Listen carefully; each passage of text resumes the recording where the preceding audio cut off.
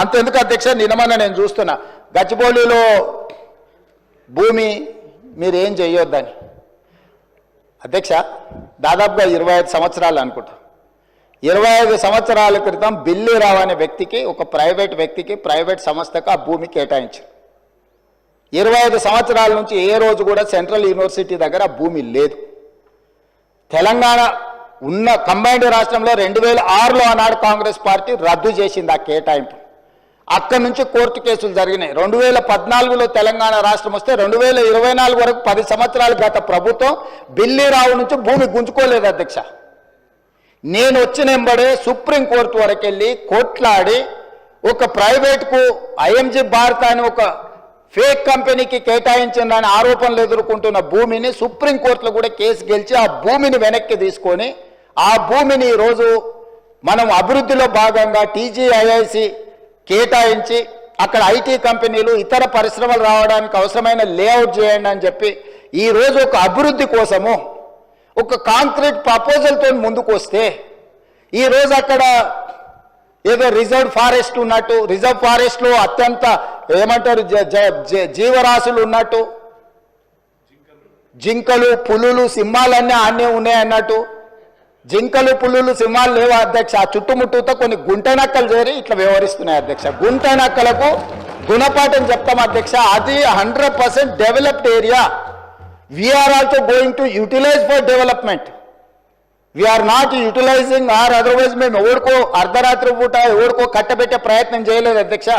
Perfect development చేసి open auction ద్వారా అంతర్జాతీయ స్థాయి సంస్థల్ని పెట్టుబడులు పెట్టడానికి భూమిని తెలంగాణ ఇండస్ట్రియల్ ఇన్ఫ్రాస్ట్రక్చర్ కార్పొరేషన్ ద్వారా ఆ పెట్టుబడులను ఆకర్షించడం కోసం ఈరోజు ఒక ప్రణాళికబద్ధమైన డెవలప్మెంట్ చేయడానికి మేము ముందుకు వస్తే ఇవాళ దాన్ని అడ్డుకునే ప్రయత్నం చేస్తున్నారు అధ్యక్ష.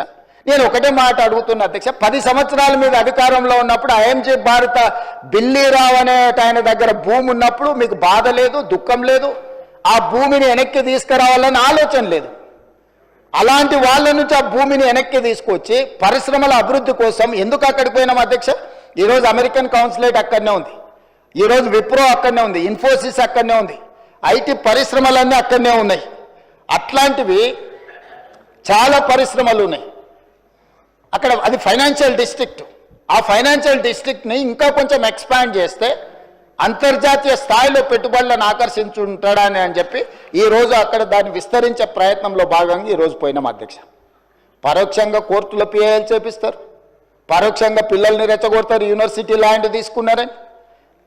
ఐఎంజీ భారత్కు పోయినప్పుడు లేని బాధ ఈరోజు టీజీఐఐసి పరిశ్రమలను నెలకొల్పడానికి, పెట్టుబడులు పెట్టడానికి, వేల లక్షల ఉద్యోగ అవకాశాలు కల్పించడానికి ప్రయత్నం చేస్తుంటే ఎందుకు అభ్యంతరం పెడుతున్నారు అధ్యక్ష?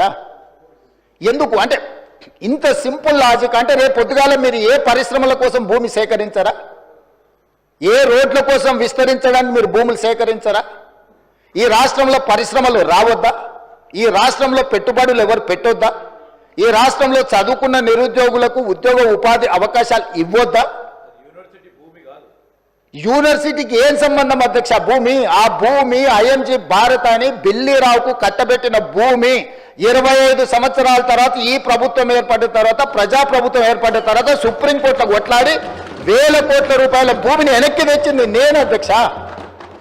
సుప్రీంకోర్టులో బుద్దండులైన న్యాయవాదులను పెట్టి వాదింపజేపించి సుప్రీంకోర్టులో గెలిచి ఆ భూమిని వెనక్కి తీసుకొని ఈరోజు ఎవరికో అర్ధరాత్రి పూట కట్టబెట్టకుండా పరిశ్రమలు ఐటీ పార్కులు చేయాలని, మల్టీ జోను మిక్స్డ్ యూజ్ కోసం చేయాలని చెప్పి ఒక మంచి ఉద్దేశంతో వస్తే దాన్ని కూడా అడ్డుకుంటారు. లేకులు రాకులు ఉన్నాయేంటివి? లేకులను రాకులను ఆక్రమించుకున్నది ఎవరు? ఎందుకు ఇవన్నీ వీళ్ళు ఈరోజు అడ్డం పడుతున్నారు ఏంది అనేది నేను అది ఇంకో సందర్భంలో వివరాలు చెప్తా అధ్యక్ష.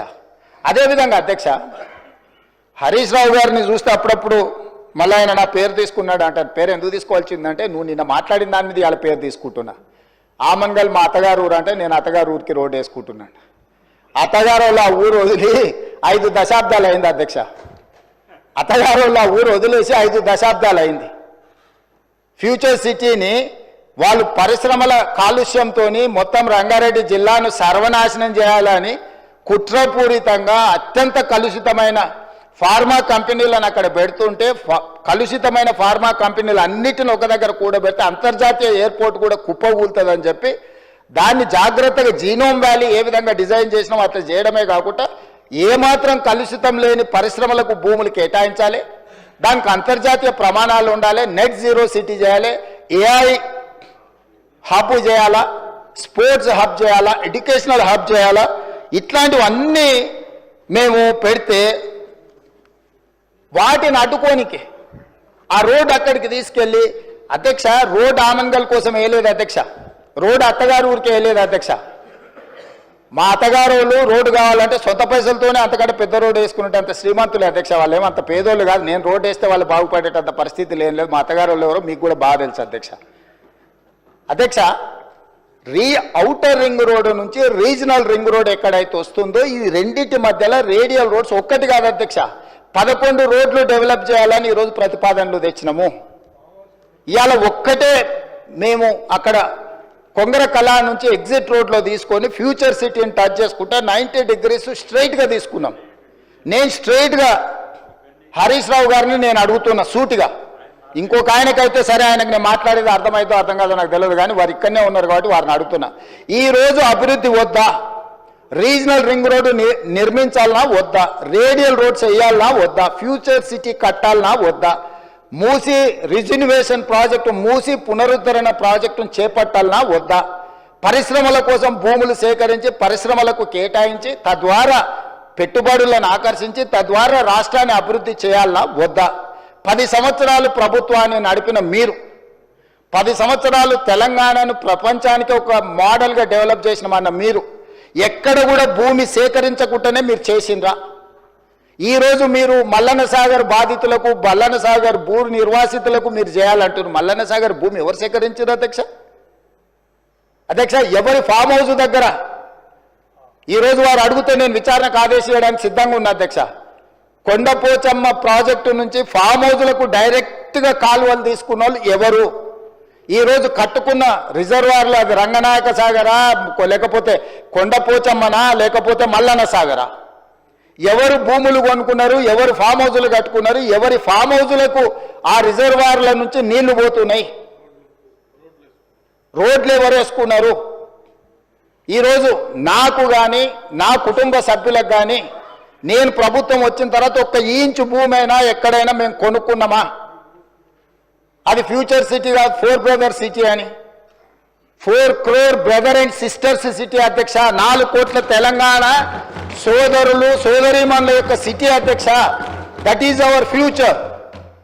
ఆనాడు చంద్రబాబు నాయుడు గారు మొదలుపెట్టిన సైబరాబాద్ డెవలప్మెంట్ అథారిటీని రాజశేఖర రెడ్డి గారు కొనసాగించి, రాజశేఖర రెడ్డి గారు రాజకీయ కక్షాపూరితమైన ఆలోచనలు చెయ్యొద్దు, అభివృద్ధిలో ఎవరు మొదలుపెట్టినా దాన్ని కొనసాగించాలని రాజశేఖర రెడ్డి గారు నిర్ణయం తీసుకొని చంద్రబాబు నాయుడు గారు 200 ఫీట్లతో మొదలుపెట్టిన ఔటర్ రింగ్ రోడ్డును 500 ఫీట్లకు పెంచడమే కాదు, ఆనాడు పెద్దలు దేవేందర్ గౌడ్ గారు శంషాబాద్లో మొదలుపెట్టిన అంతర్జాతీయ ఎయిర్పోర్టు ప్రతిపాదనను రాజశేఖర రెడ్డి గారు కొనసాగించుండు. రాజశేఖర రెడ్డి గారు ఆనాడు ఐటీ కానీ ఫార్మా కానీ నేదురుమల్లి జనార్దన్ రెడ్డి గారు మొదలుపెట్టిన hitech city foundation Rajiv Gandhi గారిని ఆదర్శంగా తీసుకొని మొదలుపెట్టిన హైటెక్ సిటీని చంద్రబాబు నాయుడు గారు కొనసాగించారు. చంద్రబాబు నాయుడు గారు కొనసాగించిన దాన్ని రాజశేఖర రెడ్డి గారు విస్తరించారు. ఏ రోజు కూడా కక్షాపూరితమైన ఆలోచనలతోని మేము వ్యవహరించలేదు అధ్యక్ష. గత ప్రభుత్వం ఏదైనా చేసి ఉంటే మేము ఇది మంచి చేసిన కొనసాగించండి అని మీరు అక్కడి నుంచి మాకు సూచన చేయండి. నేను ముఖ్యమంత్రి అయినప్పుడు ఇదే సభలో చెప్పిన అభివృద్ధి విషయంలో మాకు భిన్న అభిప్రాయాలు లేవు. గత ప్రభుత్వం ఏదైనా మంచి చేసి ఉంటే ఆ మంచిని కొనసాగిస్తామని ఇక్కడి నుంచే నేను స్పష్టంగా చెప్పిన. మీ సుదీర్ఘమైన అనుభవాన్ని ఉపయోగించి రాష్ట్ర ప్రభుత్వానికి సూచన చేయండి. ప్రతిదీ అడ్డుకునే ఆలోచన, ప్రతిదీ ఎట్లా చెడగొట్టాలనే ఒక కుట్ర, ఇది ఏ రకంగా మంచిది? ఈరోజు కామారెడ్డి దగ్గర ఒక రాకెట్ ధృవన అంటే ఇస్రో గవర్నమెంట్లో గవర్నమెంట్ ఆఫ్ ఇండియాలో ఇస్రోలో జరిగే రీసెర్చ్ ప్రైవేట్లో ఈరోజు చేస్తాం. కామారెడ్డి దగ్గర మాకు ల్యాండ్ కావాలని అంటే ఒక దేశానికి సంబంధించి ప్రపంచంతోనే పోటీ పడే రాకెట్ సైన్స్ తయారు చేసే వాళ్ళకి మేము కామారెడ్డి దగ్గర, కామారెడ్డిలో ఉన్న ఎమ్మెల్యే ఎవరు అధ్యక్ష? ప్రతిపక్షానికి సంబంధించిన ఎమ్మెల్యే. అంత మంచి సంస్థను అక్కడికి పంపించాలని ఎందుకు అనుకుంటున్నాం అధ్యక్ష? మాకేముంటుంది అధ్యక్ష? తెలంగాణ మొత్తం మాదే అధ్యక్ష. నేను తెలంగాణకు ప్రాతినిధ్యం వహిస్తున్న అధ్యక్ష. ఒక్క ప్రాంతానికి కాదు, నేను ఈ ప్రాంతం ఆ ప్రాంతం కాదు, తెలంగాణ మొత్తం మా పరిధిలోనే, మా మంత్రివర్గం మా ప్రభుత్వం పరిధిలే. ఈ తెలంగాణను క్రియేట్ చేసింది మేము, ఈ తెలంగాణను ప్రొటెక్ట్ చేసేది మేము, ఈ తెలంగాణను డెవలప్ చేసేది మేము, ఫ్యూచరిస్టిక్ తెలంగాణగా మార్చేది మేము అధ్యక్ష. ఈరోజు ఎక్కడ చూసినా అక్కడ లేక్స్ రాక్స్ లేకపోతే ఏమో ఉన్నాయి అధ్యక్ష. నిజ నిర్ధారణ కమిటీ మీరు వేసుకోండి అధ్యక్ష. మీరు ఆదేశాలు ఇస్తే మాకేమో అభ్యంతరం లేదు. ఎమ్మెల్యేలు అందరినీ ఒక ట్రిప్ తీసుకెళ్ళి చూపిద్దాం అధ్యక్ష. అక్కడ జరుగుతున్న అభివృద్ధి ఏంది, మేము చేస్తున్నది ఏంది, లేకపోతే పవర్ పాయింట్ ప్రజెంటేషన్ తమరు అనుమతిస్తే సభలు కానీ లేకపోతే కమిటీ హాల్లో చూపిస్తాం అధ్యక్ష.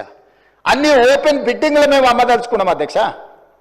పెట్టుబడులను ఆకర్షించాలని ఇవాళ అసెంబ్లీ జరుగుతున్నా కూడా అంతర్జాతీయ సంస్థలతో ఈరోజు నేను మా శ్రీధర్ బాబు గారు మీటింగ్ ఏర్పాటు చేసి ఆ మీటింగ్ను ఈరోజు వాళ్ళతో పెట్టుబడులను మాట్లాడి వచ్చినాం అధ్యక్ష.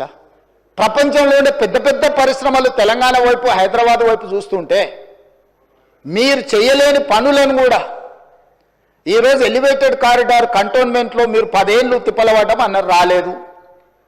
అంతకంటే ముందు 10 ఏళ్ళు రాజశేఖర రెడ్డి గారు కూడా ప్రయత్నం చేసి రాలేదు. నేను వచ్చిన 10 నెలల కేంద్ర ప్రభుత్వం నుంచి నేను సాధించిన అధ్యక్ష. పూడూరులో నిర్వహించిన లో ఫ్రీక్వెన్సీ నావీ రాడార్ స్టేషన్ మీరు కూడా వచ్చారు కదా అధ్యక్ష. అది 9 ఏళ్ళు మీరు కేవలం రాజకీయ కక్షలతో ఆపి పెడితే దేశ భద్రతకు సంబంధించింది అధ్యక్ష. అది ఏ ప్రైవేట్ ఇండస్ట్రీ ఎవరి పెట్టుబడిదారు కప్పజెప్పేది కాదు. సముద్రంలో దేశం మీద దాడి చేయడానికి వచ్చే శత్రువులను కనిపెట్టడానికి మన తెలంగాణలో మన భూభాగం మీద వికారాబాద్లో తమరు నియోజకవర్గంలో పని మొదలు పెడతామంటే 9 ఏళ్ళు మీరు ఆ భూమిని కాంపెన్సేషన్ తీసుకొని కేంద్ర ప్రభుత్వం నుంచి నష్టపరిహారం తీసుకొని భూసేకరణలో భాగంగా కేవలం మీరు పర్సనల్గా ఏదో ఎజెండా తీసుకొని వెళ్తే కేంద్ర ప్రభుత్వం దానికి అనుకూలంగా వ్యవహరించలేదు అని ఒక కారణం చేత పెండింగ్ పెడితే నేను వస్తేనే నేను దాన్ని క్లియర్ చేసిన. ఆర్సీఐ అక్బరుద్దీన్ ఓవైసీ గారి కాన్స్టిట్యున్సీలు ఉంటాయి, దేశ భద్రత కోసము ఉండే సంస్థ. మీరు లీజ్ రెన్యువల్ చేయలే, గవర్నమెంట్ ఆఫ్ ఇండియా దేశ భద్రత కోసం ఉన్న భద్రతా బలగాలకు సంబంధించిన వాటిని తెలంగాణ రాష్ట్ర ప్రభుత్వం 2700 ఎకరాల ల్యాండ్ లీజ్ రెన్యువల్ చేయకుండా గత ప్రభుత్వం మీరు ఆపి పెడితే నేను ఇమ్మీడియట్గా కేంద్ర ప్రభుత్వానికి లీజ్ రెన్యువల్ చేసిన అధ్యక్ష. కేంద్రంలో ఉన్నది నరేంద్ర మోడీ గారు కాబట్టి లేకపోతే రాజ్నాథ్ సింగ్ గారు కాబట్టి రాజకీయంగా నాకు సరిపోదు కాబట్టి నేను దేశ భద్రతతో కూడా చెలగాట మారుతాని అట్లా కుంచితమైన స్వభావంతో మేము వ్యవహరించలేదు అధ్యక్ష.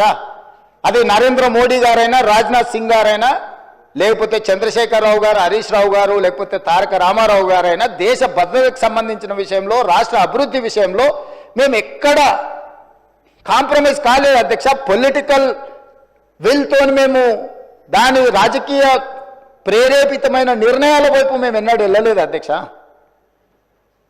కాబట్టి దయచేసి ఈ సభ ద్వారా నా రిక్వెస్ట్ ఒక్కటే, మీరు సూచనలు చేయండి, రాష్ట్రానికి ప్రయోజనం చేకూరే అంశాలను ప్రస్తావించండి. ఇప్పుడు మీరు నెంబర్ ప్రకారం మైక్ ఇస్తలేరు, అక్బరుద్దీన్ ఓవైసీ గారికి ఎక్కువ మైక్ ఇస్తున్నారని.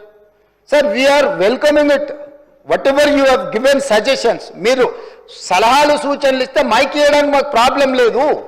మీరు మీ కుట్ర మీ